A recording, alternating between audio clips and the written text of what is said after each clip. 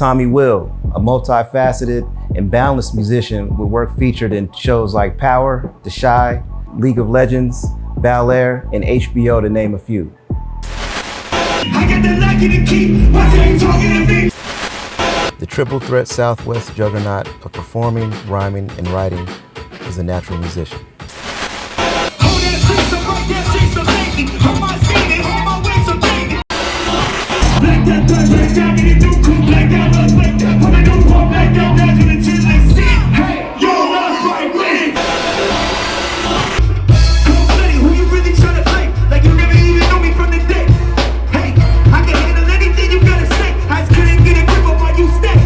Hey, stay home and play calls, you know I trust you. Stay close like bank bros. Over and over, you coming over and over. I let you sleep in the same bed, I was folding them over. Here's trash, you see me in black pants. I left you like cat stance, I left you like cat stance and left. I got a pass and left, I got a pass and left. I got a stash and whip. They know the issue ain't nothing to figure out. How we never in sync, never pitching you out. How we always go when the game continue out. Another day, you got me sleeping you out. 60 years feel like 10 when you get up. Take the piece of my pen when I stick up. In my jeans when I am that killer. You know me, I'm not them or them or.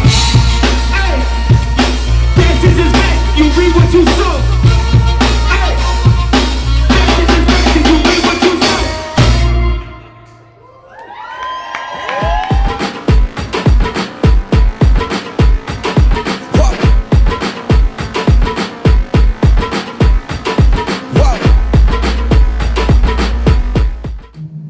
Tommy Will. Yes, sir.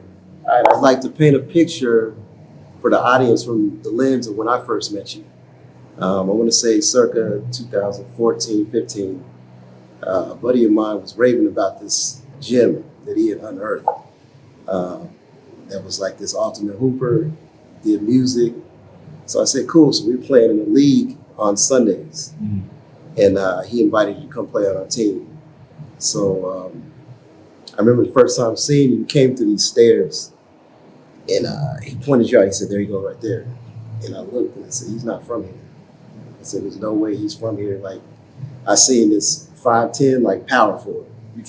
And not the power forward of today. I'm talking about the Karl Malone type shit, like that. big. Yeah. And so I was like, damn.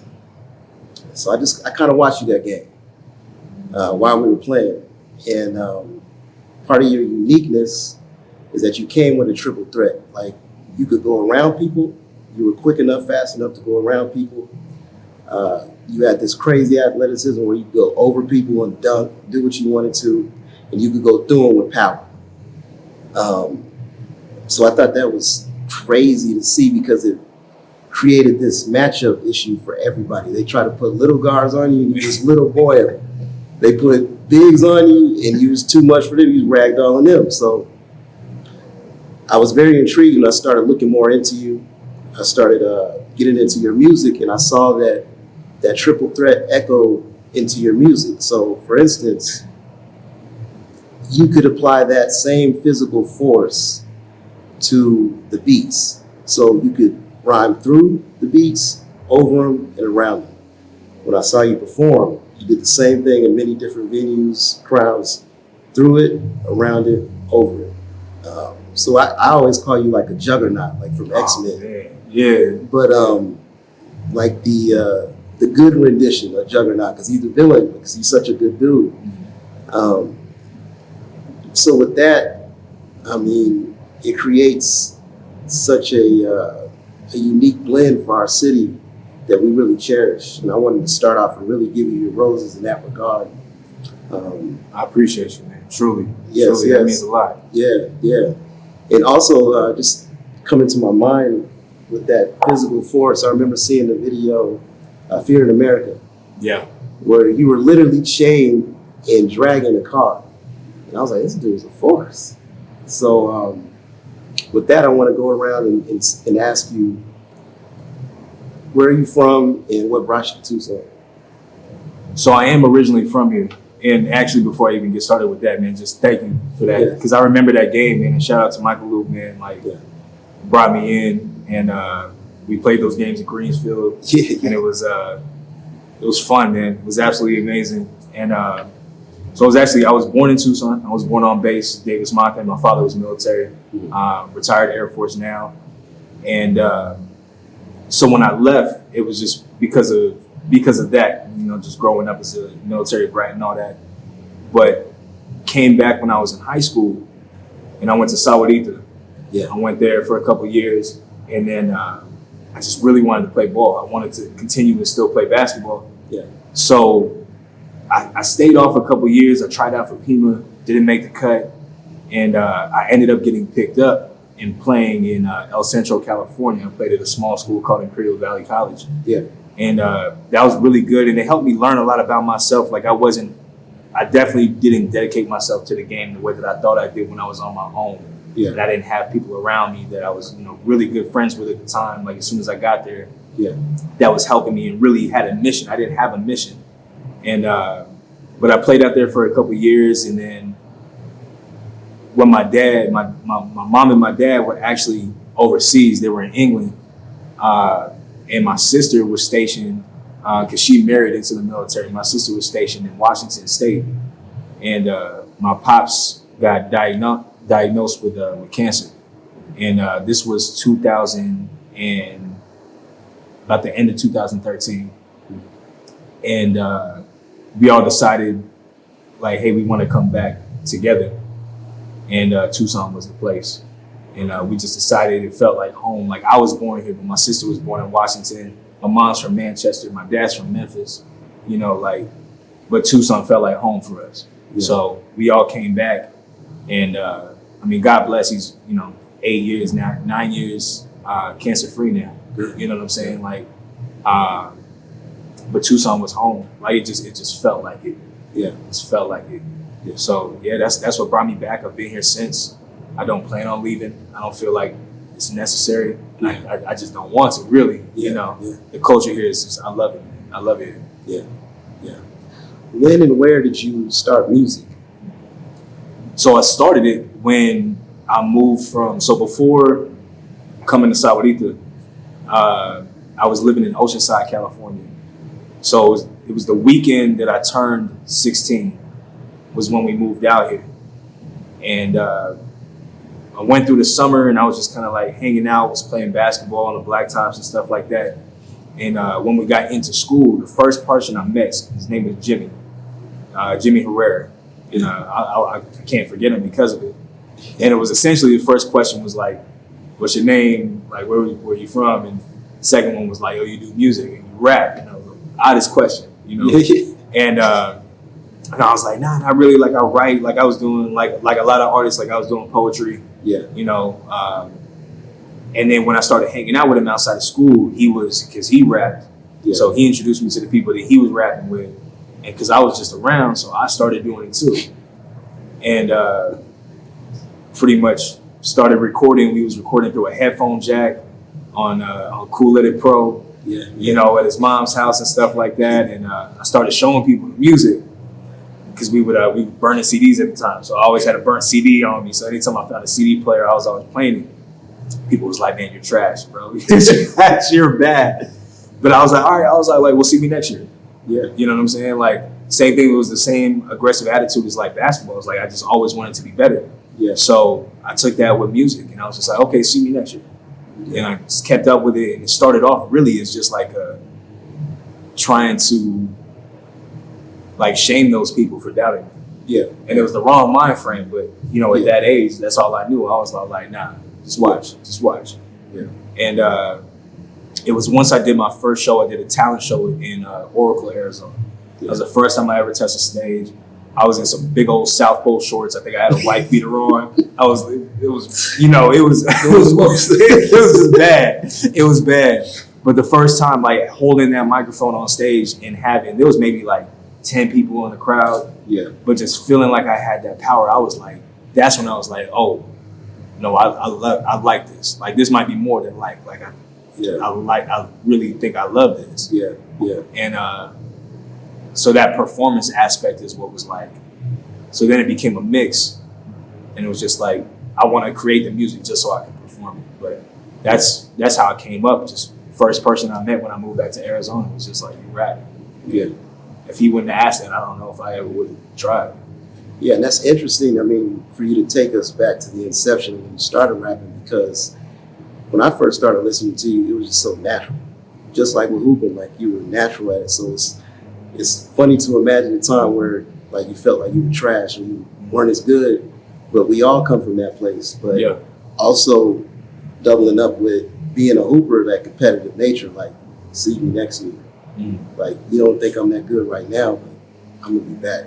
Yeah. You know, and that's something I also saw in you when I first met you, is that competitive spirit. Like you're a quiet dude, you seem like enigmatic, but when the lights come on, it's like, all right, I'm gonna release. It's game time. It's game time. It's game time. Whether we're on the court, on the stage, you know. Yeah. Yeah. Yeah.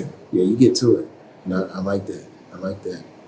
So paint a picture for us of what you were doing before music. What led up? I know you played ball your whole life. What were you doing before music?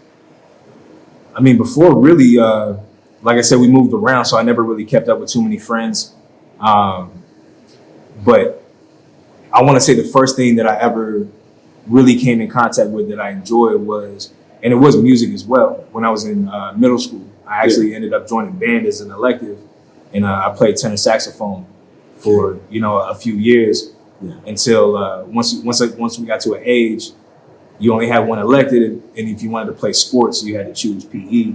Yeah. So. But that was the first time I had ever found something that I was just like, I really enjoy this, besides video games, and I hang out with my sister, and stuff like that. But honestly, I didn't really do too much. I was the kid that would ride around on the neighborhood on a scooter, just by himself.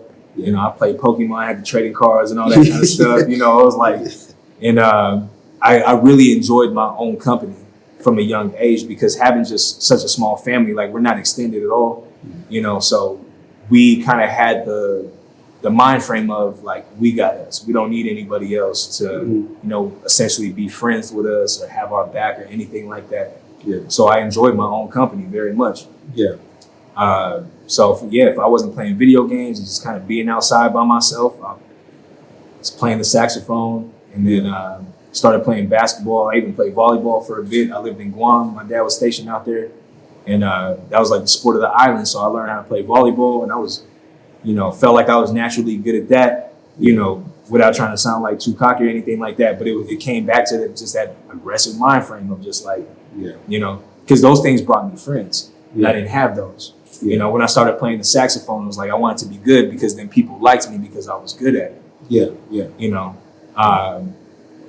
And that's really all I was doing before I found music. And it seems like so long ago. It seems like a whole nother life, because now I can't picture my life without even waking up trying to write something and thinking of like, how can I grow? How can I improve? In this type of space. Like, I feel like I can't even picture it anymore, man.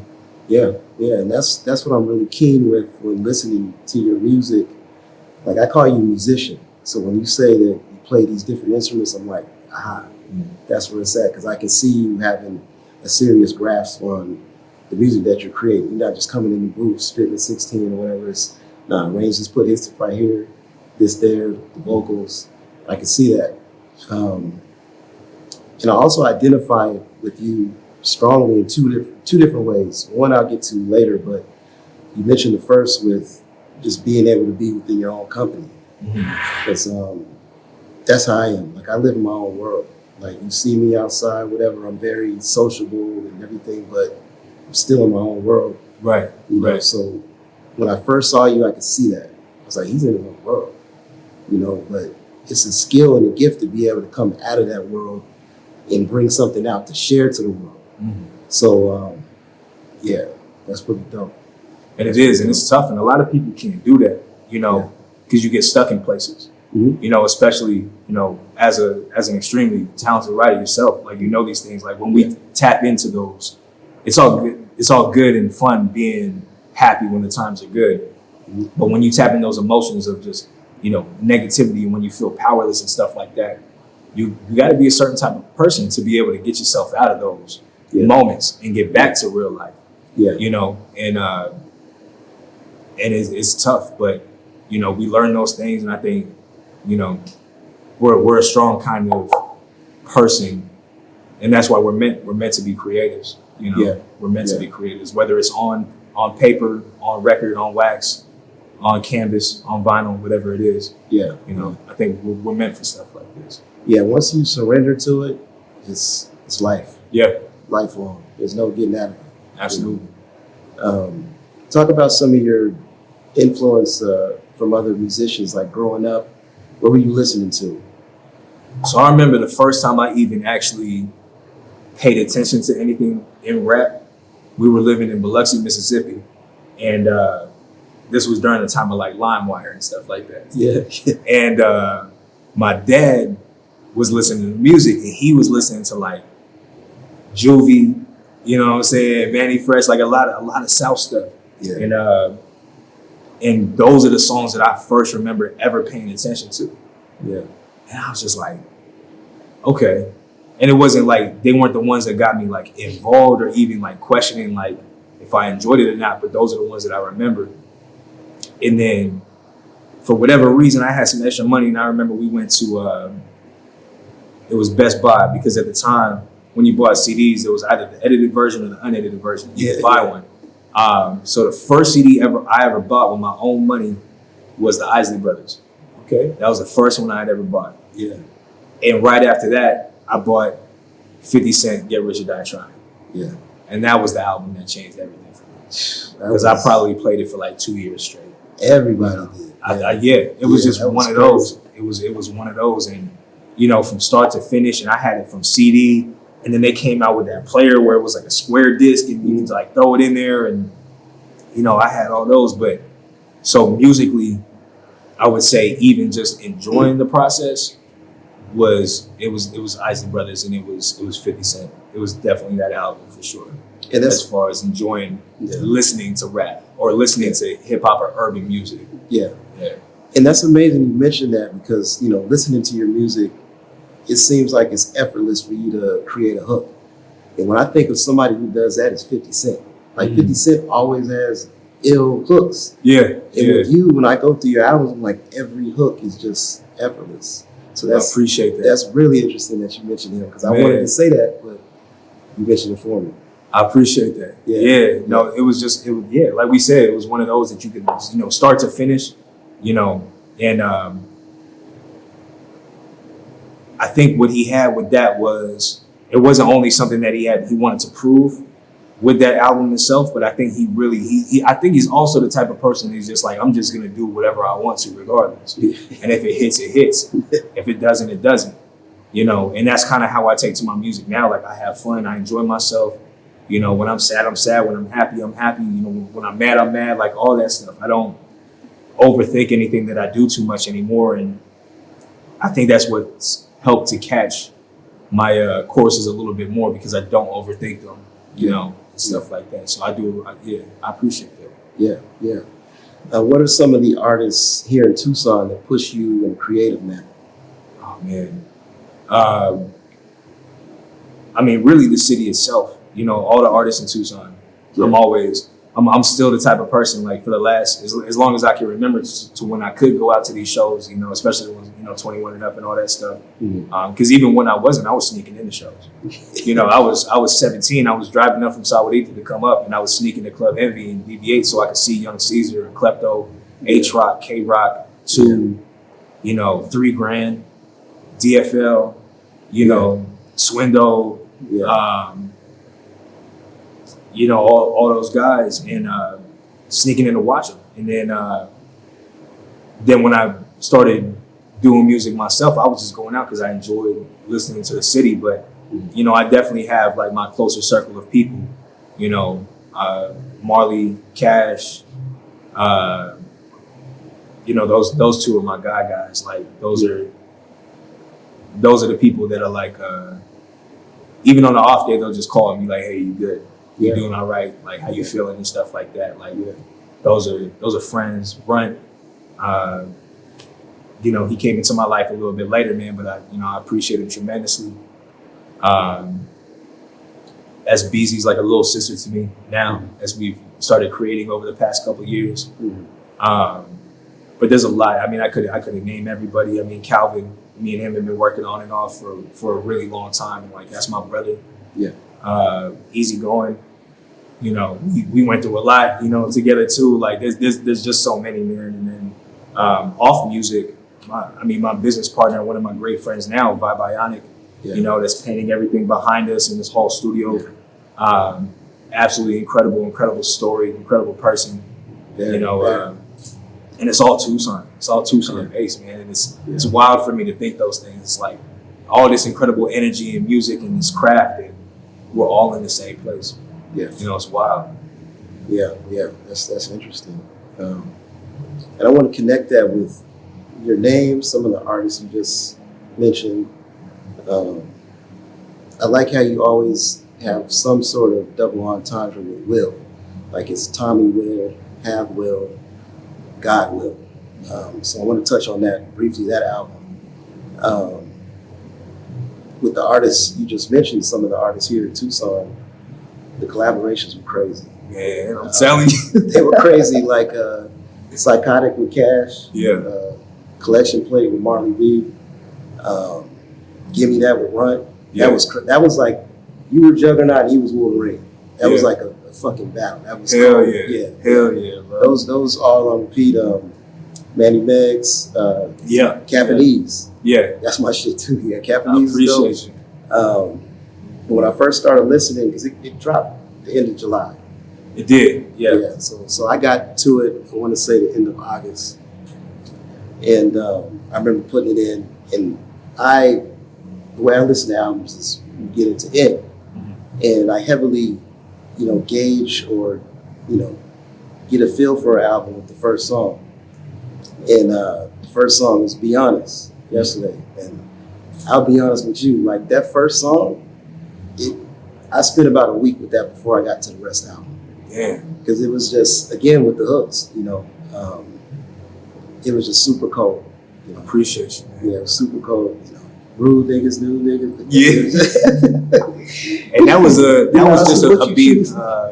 was just fighting my being biracial. Yeah. You know what I'm saying? Like that was what that whole thing was about. It's like, you know, just fighting. Like I never wanted to be seen in the light to where I was like, and I actually think you overheard a conversation out in public about this particular subject, but you know, having, you know, a mother from Manchester and my father's from Memphis, it's like, am I too black for white things? Am I too white for black things and stuff like that? So like that was kind of like my internal struggle with that, and that's why I wanted to put that first, you know, and be like, this isn't gonna be an album just about some nonsense, about some bullshit. Like I'm about to tell you a lot about myself and about my life. So you know, for you to say that you kind of resonated with that record, even before diving in with the rest, like that, you just showed that it proved its purpose to me, and that means a lot to me. Like truly.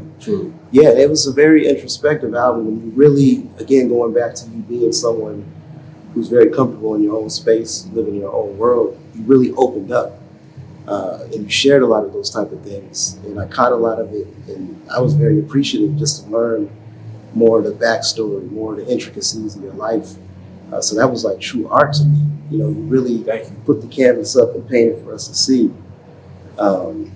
And going back to earlier when I said I identify with you in two things heavily, I've learned something. The second thing I identify with you is how big of an AI fan you are. Oh, obviously, man. You know, you posted something recently on Instagram and you shot a line about him, and I commented. I was like, yo, I caught that Bubba Chuck right there. Yeah, that was sweet. But my favorite, I mean, it's hard for me to pick a favorite song on the album, but the one that really sunk in with me because I can identify as a hooper was the Iverson Ivory. You know, any hooper who's been under 6 feet trying to make it to the league or whatever has to understand that song, you know, and just how the hook goes, you know, hoop dreams never come easy when you're short. Hoop dreams never come easy, just a sport. Hoop dreams never come easy, what to do. Hoop dreams never come easy, not for you. So I was like, wow, he really captured that. And I always, I can't rap, but in my mind, growing up, being such a Iverson fan, I always wanted to write a song about him, or just something to honor him. And you did it. Man. You did it, but you also weaved yourself into it as a hooper, so I could see you. And I'm like, man, you gotta be able to have some kind of gift to do that. So I just really wanted to press home with that one. Like, I was listening to it more on the way over here because I was just like, man, you really. I went on a little hiatus. I didn't play ball for like 6 months. I listened to that song when it came out, and I got back into strong. Like that? Because it brought that love out. You know, the love never leaves, but, you know, as an artist, creative, you have to thin yourself out to different things. So you don't have the time to go and be in the gym all day, every day. But I started making the time again. But that was a beautiful song, man. And I hope one day with each person, I have something I set intentions for and I want to manifest for them. I hope Allen Iverson hear that. Yeah. And I hope you can get a picture with him and be like, yo, my man did this, you know, it's entitled Iverson, it's got my name, and I can see y'all with like arms around each other, like bigging you up because it's well deserved. I appreciate that. I do, man. And we're the same type of people with that. And there's a lot of us out there, those guys, the smaller guys that weren't built for the type of sports that we're trying to play. Yeah. You know what I'm saying? Yeah. Like in all the different realms, you know, we're big in the basketball community here in town, both of us. And so we know a lot of these guys that are like, and I hate using the words like naturally gifted because a lot of the people that we know do work their ass off, you know, for things. But, you know, there's a difference between someone who might be, you know, 5'10", 5'11", you know, and somebody who's, you know, 6'4", 6'5", and, you know, has those things. Like there's different natural abilities that are given. You have to hone those. But, you know, I wasn't one of those guys. A lot of us weren't those guys, and we had to work to get to those things. And that's why I resonate with Allen Iverson so much. I mean, pound for pound. Yeah. You know, a lot of people know that. I feel like that's undisputed. So that would be dope, man. That would be dope because I definitely had a couple of them split in half. You know, Philly jerseys was red on top and the blue on the bottom, and you know, and all those. I had the questions. I wore those throughout high school. That was definitely a big influence basketball wise. Him and Tracy McGrady, but you know, Iverson has that dog that's just like it's contagious. It's contagious. Like you can't slip. You can't take a break against somebody like that. Nah, he was relentless. I mean, anytime you're that size and you shoot 27 times in a game, like you got to have some type of endurance and just intestinal fortitude to keep going. For real. And they were afraid of him. Yeah. Like afraid. Like one of the smallest dudes on the court. Pump fear in everybody's heart. Yeah. So what kind of creative work do you do outside of making music? Because I know you're multifaceted. I seen you coming out. I was coming out of a restaurant downtown one night and you were doing like a photo shoot and everything. I was like, this dude's Swiss Army knife. Like, so. I remember that. Yeah, I was doing a music video for some artists. Yeah. Talk about that. Yeah, so the reason I even picked up anything outside of music is just because I never truly believed in writer's block. Yeah. Because I felt it was discipline at the same time. It's like going to a job. Like I might not feel like I want to be at work that day, but I still got to do it. Yeah. So why would I not do that with music? You know, if I come into the studio and it's like, I don't really feel like writing, I have no inspiration. Well, something's got to get done regardless. So instead of trying to force myself to overthink, you know, versus in my writing, I picked up a camera. That was the first thing that I did. I started doing photography and I felt like that helped me a lot. And then I started making videos because I wanted to help other people who couldn't afford, because there's a lot of extremely talented videographers and photographers, but for some people who are, whether they're just first starting off or, you know, maybe they have, you know, a family and they can't, you know, spend that couple $100, you know, on a photo shoot or on a video. So it's like, I just want to help out, you know, for the love and like things that I like and stuff like that. I'm like, man, let's shoot. Like, I might not be the best at this, but just know that I enjoy it and I'm gonna put my heart into it, you know. And so I started doing that, and that helped out tremendously, just for me as a person and as an artist. And then I also taught a class for 3 years here in the studio called For the Record, and just helping, you know, upcoming artists and artists in that same scenario just learn like, hey, this is how you make your money. Make sure, you know, you have, you know your publishing, know what your masters actually mean, you know how you get your writers, what copyrights are, differences between licensing and like, buying exclusive production and like stuff like that. And that was really fulfilling. And we went, what was it, 156 weeks. Because it was every Monday for 3 years. So when I spell it out like that, it means a lot more, you know what I'm saying? Because you can say 3 years. Yeah. But you know what I'm saying, 156 weeks. I think we took 2 or 3 days off that we had to make up. And I remember the only reason we did it is because one time I was sick. One of the weeks was when COVID started. Yeah. And I think one of the days was Christmas. And those are the only reasons that we didn't come in. And they always showed up. Man. So, yeah, I mean, photography, videos, big. I'll still continue to do it. The class, I love doing it. I hope to do it again. And then designing merch. That's something else that I love, and finding my way into trying to do it myself. But yeah, try to do a little bit of everything. Okay. And HRDRV, the record label. Yeah. Can you talk a little bit about them? Yeah, absolutely. And that's really what that sparked another fire when I really needed it too. So what it is Hard Drive is a label. It's a community-based online label. So it's kind of subscription-based. Okay. So where you pay your monthly fee and you have access to everything that an artist needs. Yeah. And so I remember I had been following them for a while, and then they reached out and they said, "Hey, we see you've been following us, and you're dropping some music. Mm-hmm. Take a look at what we do and see if there's something that interests you and you can join us." So my first thing was, the first question I asked, I was like, "Well, what have you heard from me?" Because I was, I could pay for your stuff and you can get your bag and that's cool. I was like, but if you actually looked at my profile, like looked at my music, I was like, what did you hear? And they told me what they heard, what they thought about it. And after that, I was like, cool. So I had some extra money stashed up, and I remember I bought I just paid for the year up front. Mm. And I told myself, because at the time there was 2,000 artists that were signed up on this community label. And I told myself, I was like, in 6 months, I got to be the top guy. I was like, I'm not paying this amount of money for nothing. I was like, I got to be the top guy. Yeah. And my mind frame was still that. Like, I just want to be better than people. I still didn't have the mind frame of, just creating good music or great music. And so about 3 months in, the CEO, Nikki Shiloh, sent me a message, and she was pretty much like, yo, like, you're doing great.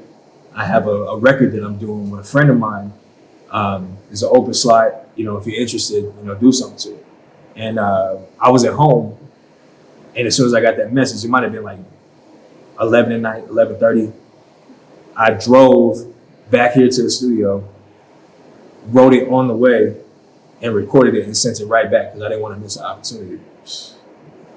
And she was all like, "This is cold." She was like, and she was like, and it was fast, And then a couple weeks later, we did another one. It was a record called "Sweating You," and the same thing happened. I want to say at this point, I think I was playing basketball at the LA Fitness up in Moreno, and she sent me that record, and I did the same thing.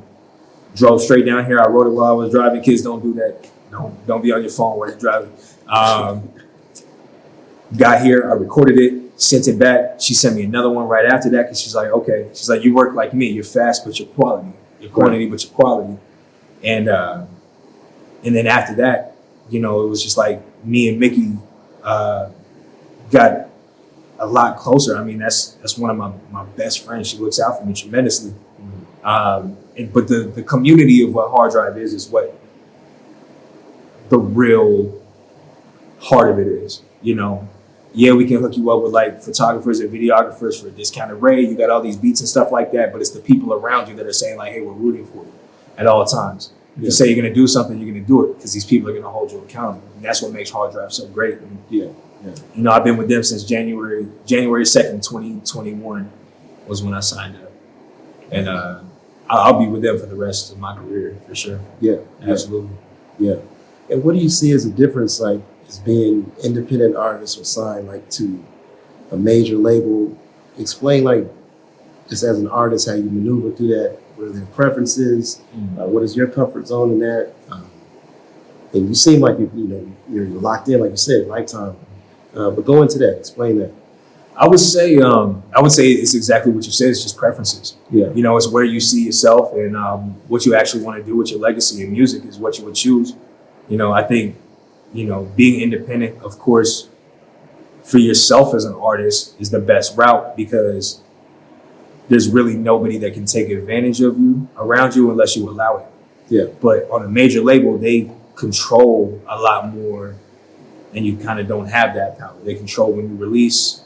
They control kind of like what shows you can do and things of that nature. But if you're one of the elite on that major label, I mean, you're essentially set. They can put you in front of the world. First dibs. Versus independent, it's like you're striving every single day. You're trying to grow to get more eyes on you. Yeah. And with me personally, I think with what I want to leave over for Tucson is I would go the major label route, even if I did get shelved or anything like that, just to show the next kid that it is possible. It is possible, yeah. So if they follow the formula and just keep that mind right and their heart right, they're going to get there 10 years before I did and be able to continue, and they're going to be that elite person. Yeah. You know what I'm saying? Yeah. Like I have full confidence in what I do and what I create, but you know, I'm also looking for the next 20 years. I'm not going to be rapping in 20 years. Right. I want to be doing other things. Right. And rap and music itself is just a vessel to get to those other points. Yeah. But there's that kid right now that's 16 or 17 that I might not have never met yet. And he's looking at me like I might be the best thing smoking. You know what I'm saying? I feel like that, you know, for everybody. You know, I tell Vi all the time, like, there's a 14-year-old girl that wants to do art that's watching you. And you'll never know. She's watching your every move, studying you, because she wants to be the next you. Yeah. You know what I'm saying? So I would kind of take, as long as it made sense, I would really take any route possible to be that sacrifice for like the greater good. Yeah. You know what I'm saying? I've come to that conclusion with myself. Like, I'm not afraid to do anything, man. I'm not afraid to run in the dark.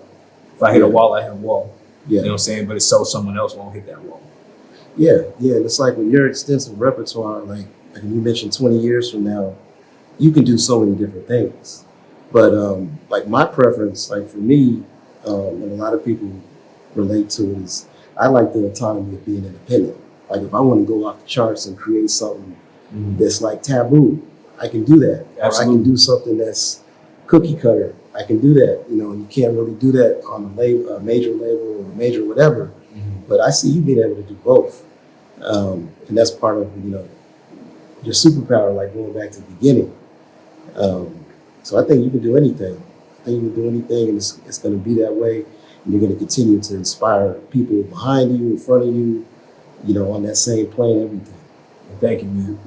Yeah. Appreciate that. And talk about having to like juggle, if you've ever had to juggle a full-time job and pursue your passion, like as a side hustle, with the dream of making it your full-time, like everything. Yeah, I mean, for the last decade, I've been serving tables. Yeah. You know, I've been at multiple restaurants up and down, you know, Broadway here in town. And when I was in college, you know, restaurants got me through college. And I couldn't imagine any other occupation because it just gave me the opportunity to be able to take time off and focus on the thing that I wanted to do. Yeah. You know, so that was great. So getting into it was a blessing, actually. And my first job that I kept longer than like a year, you know, was Applebee's. And then after that, you know, and that was the one that I started when I got to college. But it was really that, and it was being disciplined enough to know, like, hey, like if I go to work, you know, from 9 until 4, I get my time to myself from like 4 until 6, but I'm in the studio, I'm working on music from 6 until midnight, 2 in the morning. Yeah. And I wake up and I do the same thing again. That's on top of playing basketball, you know, and all that other stuff, you know, that I'm trying to do. But I always knew I was so 50-50 with music though at the time. Like now it's 100%. Like this is what I need to be my career. Like it's not even a want no more. I need it. I've invested too much for it not to be. But at the time I was so 50-50, it was just kind of like, maybe I'll write a song, maybe I won't. But then it also transferred to basketball. It's like, maybe I'll practice, maybe I won't. Yeah. You know, and I was never focused on anything. So, but I mean, working the job was always just an investment for for the career. That's why I You always know, say, and that's all it was. It's just a job. use them as your investor. That's, Yeah. that's all I stay in mind with. Yeah, absolutely. It was just a job to invest in it, and this is career, but it's difficult. I mean, it's tiring, you know, especially depending on what people do. You know, I'm lucky that I don't do any type of, real like manual labor. You know what I'm saying? To where my body's not super exhausted when I get off work and stuff like that. Yeah. You know, I'm lucky, man. I conversate and I serve food for a couple hours, and then I get to come back and, you know, do my thing, do what I need to do. Yeah. You know. On more of a personal level, like, and this is something I can learn from you because I'm going through it right now. Like, you know, as an artist, creative, we're constantly going like 24/7. Like, what does your self-care look like? Because like for me, I had that hustle mentality where I'm just gonna keep going Yeah. until I burn out. My body's like, you need to chill the fuck out. Yeah. And I've had to learn that recently, like, yo, like, what do I need to do to chill? Like, do I need to cut off social media for 48 hours? Do I need to, you know, go on a hike or something? Because, you know, it's like an avalanche sometimes. Like, It is. Yeah. and as an independent, you know, you take on so many different hats. You know, so what does that look for you? Like, how do you give yourself a break from pretty much being overwhelmed? I think what helped is I refound like the love and the passion in it, because I feel when you dive in so deep, you forget that you started this because you enjoyed doing it. Right. So that was one thing, just remembering like, hey, I actually enjoy doing this stuff, and it doesn't have to feel like work all the time. That was one thing. And then just understanding, like, even though I quote unquote hung up like the sneakers for basketball, like I still have my time where I go to the court by myself, headphones in, shoot jump shots. Like that's always calming and soothing. Yeah. You know, switching off and doing the photography and video on the side. It took pressure off of me because there was nothing that I realized that the pressure that was on me, I put on myself. Right. Same thing probably with you, most likely. You know, it's like there's nobody around you that's like, yo, you got to do this, you got to get this done and stuff like that. Most of the time, it's probably yourself, like, yo, I have to do this, I have to meet these deadlines and stuff like that. And sometimes we do, but you know, we have so much just drive, and we're used to this work ethic because of the other things that we've done in our lives that does get extremely, you know, weighing. Yeah. You know, it's a colossal weight on us. So I really don't do too much. I've actually had friends that like, you know, like, bro, like go see a movie sometime or something. Like, you know what I'm saying? It's just like, but I'm like, the way that I think about it is like, why would I spend $16 on a movie ticket? I could buy, you know, that's half a beat. So Or you think half a like beat lease. You know what I'm saying? Like, so, but there are those times, and I would say that I really kind of don't have a self-care routine, because to me, this is self-care. Yeah. You know, but you know, the smallest things that I do, like I go home and hang out with my dog, man. I got a 3-year-old blue heeler. I love her to death, man. Like, and I only watch TV a few times a day, and it's usually only when I'm eating or right before I go to sleep. Yeah. You know, and I'm a Family Guy fanatic, man. Okay. Family Guy, American Dad, you know, that kind of stuff. Like I love that stuff, man. So that's kind of like when I wind down. But other than that, you know, I'm still in the phase myself to where it's just like, hey, don't take yourself too seriously. Continue to have fun. But I think I'm taking out that luxury of self-care right now. Yeah. To understand I got places that I need to be. Yeah. And you kind of just deal with the negatives. Like when your body shuts down, it shuts down. Yeah. You know? It'll shut down and let you know. Like, it'll do that. For me, it's just like I had a friend tell me, like, yo, you're really in your masculine right now. Fiona Phoenix. She told me, like, you need to, like, chill out, you know. And just from her and other friends I have, like, I tap into, like, that feminine energy because they're more, like, balanced. So that helps me. But sometimes, you know how it is, I'll be around Shay and some other folks, South Six, Bodega, and you get around the wolves and it's like, we out to go hunt and eat. There ain't no time to sleep, you know, so it's just differentiating between the two. That's true, you know.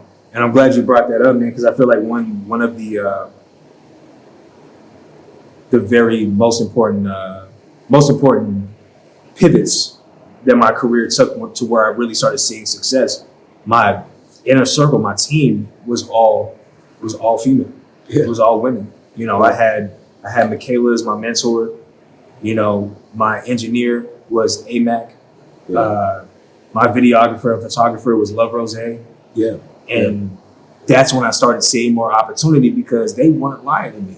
Yeah. You know, like some of and not saying like the homies lie, like, you know, my bros wouldn't, but they're kind of like, they were brutally honest to me. Yeah. You know, and it was more than just like, I don't even know. I did a photo shoot on New Year's Day with Whizbang. And shout out to Whizbang, man. She's been making me look like a fucking star every time I go over there, man. And she's an incredible person too. And so I did a photo shoot. Was it just styled my hair and Vi was there like critiquing me to the point to where like the homie would never come over and be like, let me fix your collar. Yeah. You know what I'm saying? Like, but Vi was like, fix your collar, take your watch off. You know what I'm saying? Put this ring on from this finger over here. Like, you know what I'm saying? And stuff like that. And it was just like, I never had that early in my career. Yeah. You know what I'm saying? And like, it was necessary. And I feel like I found a lot of success by just having very strong women around me, man. Yeah, like, you gotta have them around. Yeah. Yeah. They're not gonna bullshit you. Not at all. You know, Not at all. The fellas will bullshit you. They'll gas you and everything. Yeah. You know what I'm saying? We'll have fun and we'll talk shit to each other, but nah, you know, it's different. It's different. So I'm glad you brought that up. Yeah. What do you think is the driving force to keep people pressing play on your music, and how difficult has it been to broaden your fan base, if any? I think as far as just pressing play, I think people can tell that I'm having fun. Yeah. And I'm enjoying myself. Yeah. And it doesn't feel forced, you know. Yeah. I don't beg anybody to play my music. I still kind of have a rough time when I meet new people and they're like, well, what do you do? And I'm like, well, I'm an artist. Oh, let me hear something. I'm kind of like, you know what I'm saying? Like, it's not that I don't want to share it, but it's just kind of like, well, what? I'm so in depth. It's like, well, what? How you feeling right now? How's your day? So I know what to play for you. You know what I'm saying? Yeah. So, because I could either play you something like, you know, Bad Habit, or I could play you something like Bad Vibe, or I could play you something like Fear in America, or, you know, like, you know, Enemies or something from God Will. Am I playing you God Will? Am I playing you Napoleon? Like, you know, those kind of things, and overthinking that. But I think people can see that I'm still, you know, I'm absolutely having fun with this shit. Yeah. I'm enjoying myself. And I think that's what people gravitate to when it comes to me. I'm not afraid to try new things. You know, I went through a period to where I was asking the homies like, hey, what do you think about these beats? And if they said yes to them, I wouldn't do them. I wouldn't rap on them. I only rapped on the beats that they said that they didn't like. Because I was like, I'm going to make you a fan of this shit. Yeah. You know what I'm saying? I feel like that's where I kind of took a turn. But, you know, as far as broadening the fan base, like, the sync has definitely been, you know, a huge part of that. Yeah. And that was another thing I got introduced to through Michaela, you know, and Hard Drive. And that's brought new people, new producers, music supervisors, and other artists. Because I always told myself, I was like, I'm the rapper's rapper. Yeah. Especially when I was first starting, because I was just trying to out-rap everybody. Yeah. But I wasn't making music. You know, I wasn't making records. But I was the artist that other creatives could be like, I get what you're doing and I fuck with you. Yeah. And I, you know what I'm saying? Like, but then when I started transitioning to like, I want fans, I need fans to really expand this. Yeah. And once that started happening, it was just because I was just being myself and I wasn't forcing, like I said, you know, I never come into the studio saying, oh, I'm gonna make a club record. I need something for the club. Like, nah. Yeah. I play instruments and I build on beats, or I look stuff up that producers have sent me, and it's whatever I feel that day, I make that song, you know? Yeah. And, you know, it's a slow process, but, you know, it happens. Whether it's 100 new people in a day or whether it's just one, you know, it's working. It's working. And in closing, brother, what would you give as advice for someone coming up who wants to make that leap in the music as a career? I say,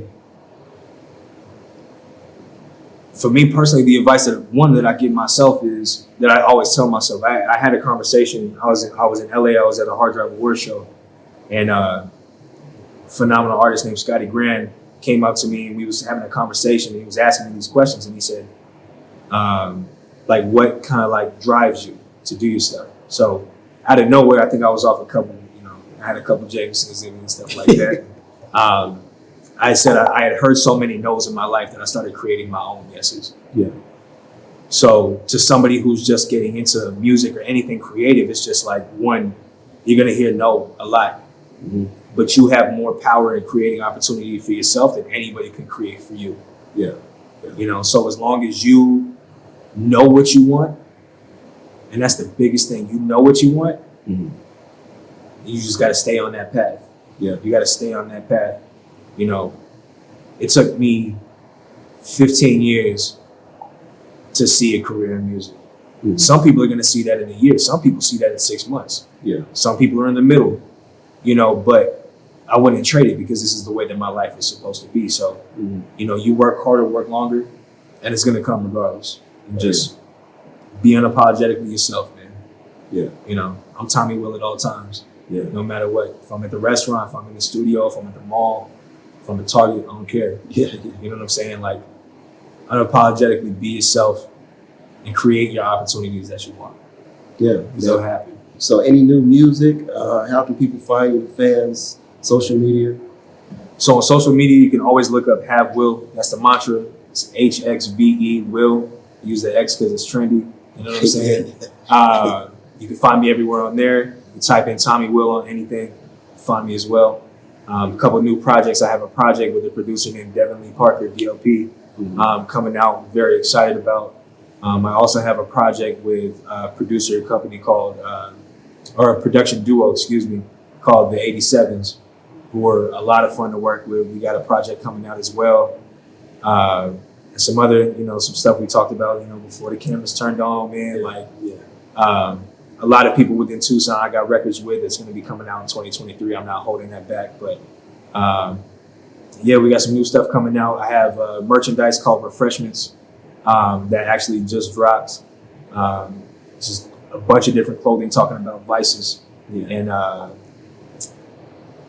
art galleries coming up with me and Vi Bionic. Man, so we're keeping it pushing. That authenticity, it really shines through. And going back to, like I said, when I met you, I'm truly grateful for that gem to be unearthed and for you to come into my horizon, my life, and see how you've blossomed and continue to grow. Man, I want all the mega everything for you. Like, we pushing for you. The city, we love you. Like I said, I cherish you, brother. So I appreciate you, my boy, man. Yeah. Thank you, man. And what you're doing with this, you know, for the city is absolutely incredible. You know, I'm honored and blessed to be on this platform with you. You know, when people come back and see this, they're gonna understand that you curated something that people have been missing for a long time, and nobody took the time to do it, but you did, man. And I'm grateful. I'm forever grateful for you, bro. Yeah, I want the world to see what I see in y'all. You know, so the world's gonna see the juggernaut of Tucson. They're gonna see it, man. Yes. Thank you, brother.